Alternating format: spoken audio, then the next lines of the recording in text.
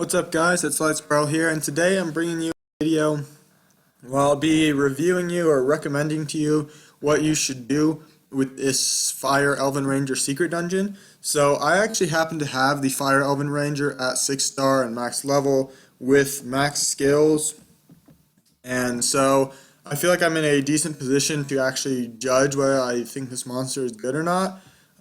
I have her on Violent Blade, and I'll just show you the runes. You can pause it when you want. I have her on Attack, Crit Damage, and HP. And so attack, crit damage, attack also works fine. And I think she's better as an attacker, but there are people that use her as a tank, and they just use her for multi-hits. So that's an option if you want it. But I like to use her with a little bit of damage. But so you can see my stats here. It's like 20,000 HP. I'm just going to say more or less like 20,000-ish. The attack is like 1,400. Defense is about 700. Speed doesn't matter. I use her in Necro. The crit rate is only at 56, but with a crit rate buff, which she gives herself, that will be at 86, which is plenty good. 128 crit damage and 19 accuracy could be improved on, but I don't need accuracy that badly on her. And so I'll show you what I use her in. I use her in one thing only, and it would be Necropolis B10, which I don't run very often because my run's so slow. And this is not my team, it's just a team I was experimenting with. Wrong. Okay, so let me just get my team out really quick. And then I use, where's my 5-star panda? And my Smokey is somewhere as well. There it is. So I'll use that leader skill, and I'll start it. So, yeah, getting into the Adrian.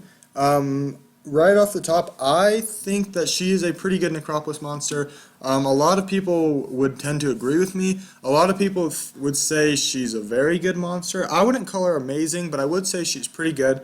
And this is why she brings you a lot of utility in Necro. I think she's terrible in Giants, pretty terrible in Dragons, no good in Raids. Basically, Necropolis is the only thing where she even has any kind of use at all.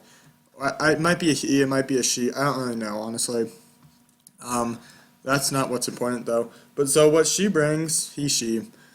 First skill, if you have 100 crit rate, will attack 3 times. Each has a, I don't know what the chance is, to land a heal block. So heal block is useful in Necro, but if you're using Colleen, you're already going to have heal block. So that's why I don't have accuracy. The accuracy doesn't really bother me. I don't have.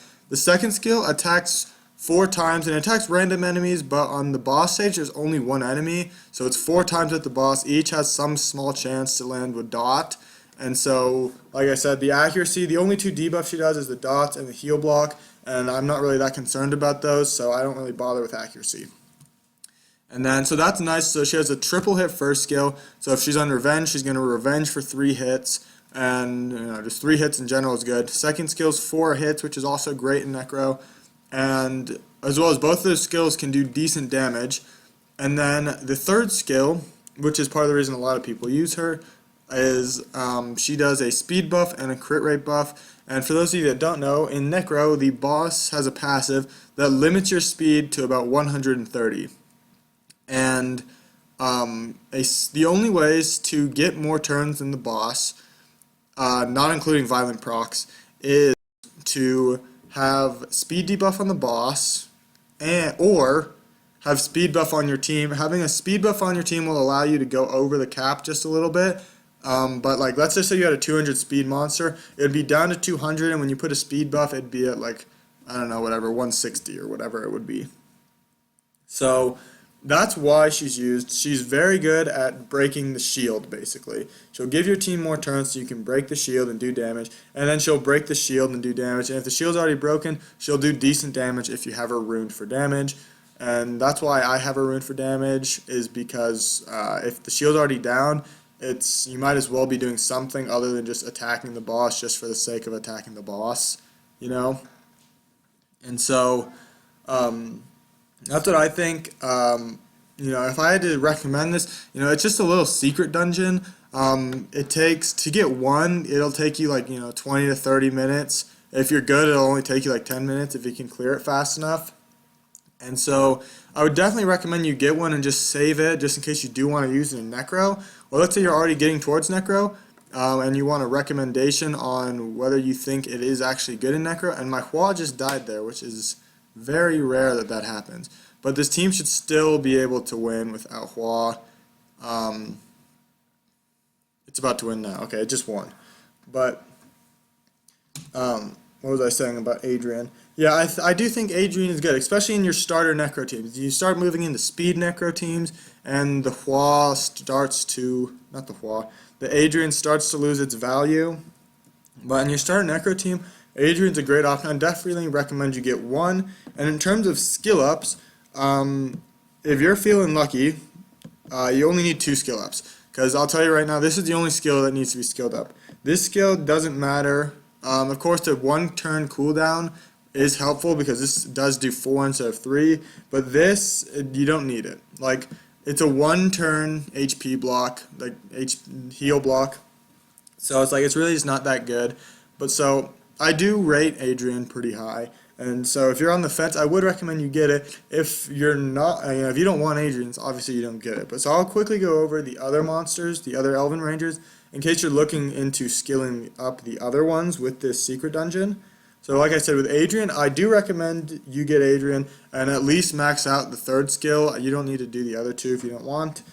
The water one, I personally think this is a very bad monster. So 1st skill does the same as the other ones, but instead of the heal block, it will decrease the attack edge by 15%. 2nd one does a stun, and if it stuns the enemy, you get a violent proc, basically. And the 3rd skill decreases the attack bar by 0, and it's AoE. And if they're already stunned, then it'll decrease it by 0 instead of by 30%. So basically, I don't know if this works with freeze. I assume it works with freeze too. But so if you use like Tyren and then this person, then you would have this skill, and it would be it would reset it to 0. And let me see if there's someone who has that skill maxed, because maybe it goes down to like a 4-turn cooldown, and in that case it might be okay. Like better. Okay, well this person doesn't. No.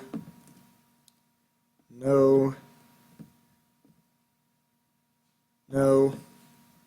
Okay, I'll check this last person. If not, okay. So nobody's really got it. Oh, here we go. 5 turns. Okay, yeah, that's just a bad skill. So, water one, I don't think has any use. I honestly don't think it has any use. And don't bother scaling up this. The wind one is terrible. It has the same first 2 skills as Adrian, but instead of these, so the same first 2 skills basically means that they're only going to be good in Necro. Like, the only thing they could possibly be good in is Necro. But then this passive makes it so the damage for 1 time each turn, the damage you receive is decreased by half, and like the boss does not do very much damage, so you're gonna be fine in that case. And then your speed will be increased, but just yours, not your whole team's. So wind one's terrible. The light one is also bad. It has the same first 2 skills as the water, and then this 3rd one does extra damage if they're stun, freeze, sleep. So, but it doesn't do that much damage. Light one's bad. The dark one is actually decent in Necro. It has the same first 2 skills as as Adrian, but the first skill does a speed debuff for 2 turns, which is very good. And then the 3rd skill is a passive that makes it so when your enemies get attacked, you can counterattack. So basically, every time the boss attacks, you're going to counterattack with 3 hits. So if you have the dark one, definitely scale it up with this. And if you don't, it's really your choice whether you want the fire one or not. Like I said, I do recommend it, but if you can beat Necro without an Adrian. And so that's really all I have for today's video, though, guys. Pretty soon, I don't know how soon, next couple days, I'll make a video, or I'm thinking of making a video of me crafting runes, because I have quite a bit of craft materials. And let me just show you if this would load. Like, I'll just pick Will. I've got quite a bit of craft materials, and then I'll choose energy so you can see my green ones. And so I was thinking of making a video where I craft some runes, and so if you want to see that, tell me in the comments, and if you don't want to see it, also feel free to tell me in the comments. If you don't care, you don't need to leave a comment saying you don't care, because I'll just get it by you not saying a comment. But that's all for today though, guys, and so the best year today's will be the worst year tomorrow's.